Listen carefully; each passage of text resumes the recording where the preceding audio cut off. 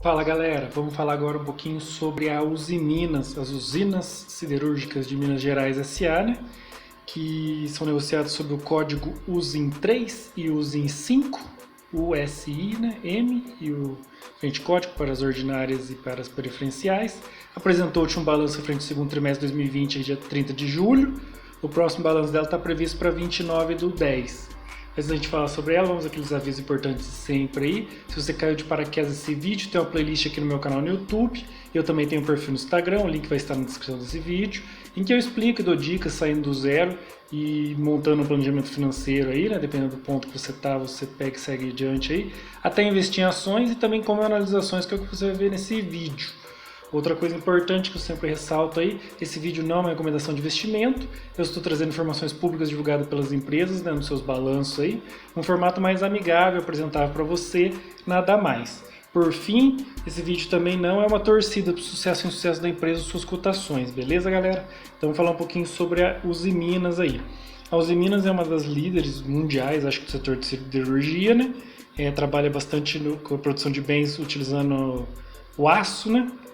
O trabalho do aço aí é uma indústria de bens de capital, né?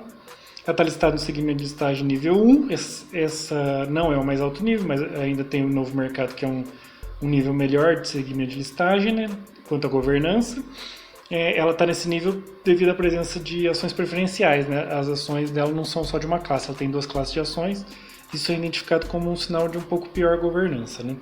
Ela não tem participação do governo, até nem tem sentido, que ela é uma ex-estatal, né? Ela foi privatizada, então com a função aí de delegar ao setor privado, tem sentido com esse movimento de privatização ela ter participação no governo. Ela foi privatizada há muito tempo já, em 1991, durante o governo do presidente Collor aí, né? Como eu falei na parte do segmento de listagem, ela tem ações ordinárias preferenciais, ela tem um índice considerado bem ruinzinho de governança quanto ao tag along, que é de 80% apenas na ZON e 0% na PN, ou seja, se o controle dela for vendido, quem tem ações ordinárias recebe 80%, quem tem as preferenciais não recebe em nada. E além disso, o que agrava? O free float. O free float da ZON dela é baixíssimo, 8%, ou seja, só 8% das ações ordinárias estão em livre circulação no mercado, ou seja, ela seca essa circulação da ZON e não deixa a ZON circular muito, e libera as PN que não tem nenhuma proteção para o minoritário. Ou seja, se você for abrir posição nela, ou tiver alguma posição nela, caso o controle dela for vendido e você for portador de ações preferenciais, você está bem exposto. Você não tem direito de pleitear nada do que aquele controlador está recebendo, né? Você depende do que for deliberado nessa troca de controle, então você está bem exposto. Você pode ver pelo volume de negócios diários que a ZON é bem seco a circulação dessas ações, como eu falei, apenas 500 negócios aí diários, é bem restrito. Por sua vez, as PENs já têm um volume bem maior de negócios, né? Cerca de 9 mil aí, eu retirei os dados da última semana.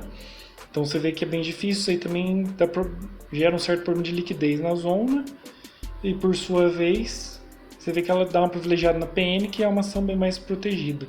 Não é uma governança muito conveniente, né? Boa para o minoritário.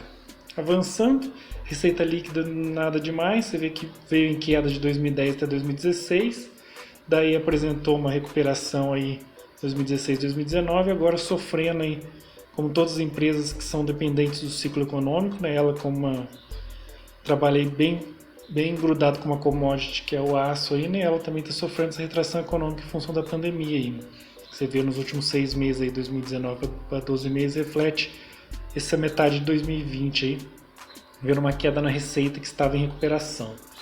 O EBIT dela também não é nada de destaque, você vê que tem alguns anos, 2012, 2015, bem ruins, né? O operacional dela prejuízo, como eu falei, cíclico, você vê que o bem ou mal tem um ciclo aí, né? Vai 2010, cai 2011, 12, sobe 13, 14, cai 15, 16, sobe 17, 18, agora andando meio de lá, tá bem cíclico aí, né? Como toda empresa ligada a commodities tem esse comportamento cíclico, depende da economia, que do Brasil também não vem andando bem nos últimos anos aí, né? E vamos lá. O resultado financeiro dela, ela é uma empresa intensiva em bens de capital, né? Como toda, e não é voltada para o setor financeiro, então tende a ter um resultado financeiro de mais despesas do que do que receitas, né? O lucro líquido segue a mesma gangorra, você vê que tem mais prejuízo, tem bastante anos de prejuízo, e os prejuízos são... Não, até falei besteira agora, teve 2 anos de prejuízo, né? 2012 e 2015, só que 2015 foi um prejuízo bem elevado, bem maior do que os anos de lucro.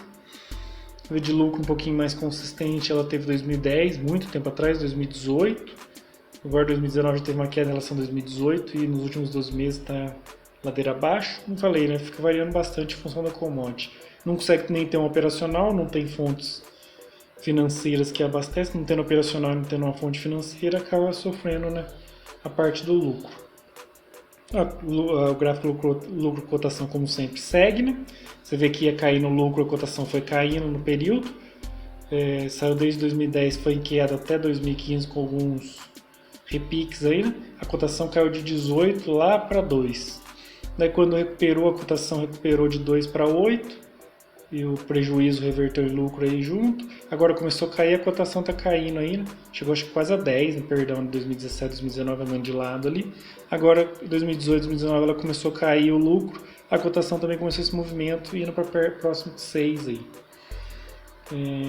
Lembrando que eu sempre uso, sempre que possível, eu uso das ordinárias, né? Que é o que eu mais recomendo. A USE 3 eu usei aquilo lá, não acompanhei a USE 5, às vezes tá até mais fiel por ter mais negócios, né? A margem líquida, como eu sempre falo, quando tem prejuízos, fica prejudicado. Raramente passa de 10%, ela não tem uma vantagem competitiva no setor, o que já é difícil quando é commodity, né? A empresa tem que ser muito redondinha para ter algum tipo de vantagem competitiva ou ter algum benefício muito grande. Olha que ela é uma das maiores da siderúrgica, acho que é maior no ramo dela aí de siderurgia de aço, né? Mas não consegue ter uma vantagem competitiva no setor. O patrimônio líquido dela, você vê que não gera riqueza para o acionista, andando de lado aí até 2014, depois teve alguma queda, tem que ver se houve alguma modificação na estrutura acionária que reflita isso, mas não teve aumento de patrimônio líquido. O ROI também, como eu falo, sempre quando tem prejuízo fica prejudicado, assim como a margem líquida, em função de serem 2 indicadores correlacionados ao lucro, né? Então fica difícil, mas também, como eu falo na margem líquida, em nenhum momento passa de 10%, muito raramente passa de 5%, então não tem uma margem, não denota nada que seja uma atividade muito lucrativa no setor que a empresa está inserida e como ela se insere no setor, como ela é estruturada, nada que denote uma consistência aí, né, na produção dela, na atividade dela. A caixa dela você vê que foi sendo queimado bastante até 2015, agora ela está conseguindo se recompor, 2015 até junho agora, isso é um fato legal, né, mostrando que ela está tendo uma recomposição de caixa, mas nada que chame atenção. É um dos poucos pontos positivos que ela apresenta. Se eu não me engano, até no release do último trimestre, a companhia chamou atenção para isso. Quando chama atenção para algo que não é o lucro, é porque não está conseguindo ter lucro consistente, né? A dívida bruta dela, pelo menos, não está aumentando historicamente, mais ou menos controlado. Vamos analisar aqui a dívida líquida, que é legal de analisar. Você vê que a dívida líquida está nos mesmos índices aí na década, está andando meio de lado. Teve um saldo em 2015, muito em função daquele grande prejuízo, mas está se recompondo. Vamos analisar em função. Você vê que em função do PL, até para ela ser bem intensiva em capital, né, ela se financia majoritariamente de recursos próprios. Como você pode ver na escala ali, quando é menor que 1, quer dizer que ela se financia mais a partir de recursos próprios que de terceiro, né, através de dívida, se financia mais a partir de patrimônio líquido. Isso é em função da estrutura, né? Uma siderurgia tem muita instalação própria, muitos recursos próprios, então faz sentido, né? Ela está com a dívida mais ou menos controlada. O EBITDA, como eu falo, quando o operacional dela não é superavitário em todos os anos, fica meio prejudicado, mas você vê que não tem um operacional consistente e ser intensivo em capital gera esse DB/EBITDA distorcido aí, né? Nos anos que é positivo, que tem um operacional positivo, ele é bem baixo em função do volume da dívida, precisa de muito tempo. É uma empresa que anda de lado, não tem consistência no lucro. Você vê que aí a cada 3, 4 anos ela apresenta prejuízo, analisando na década, né?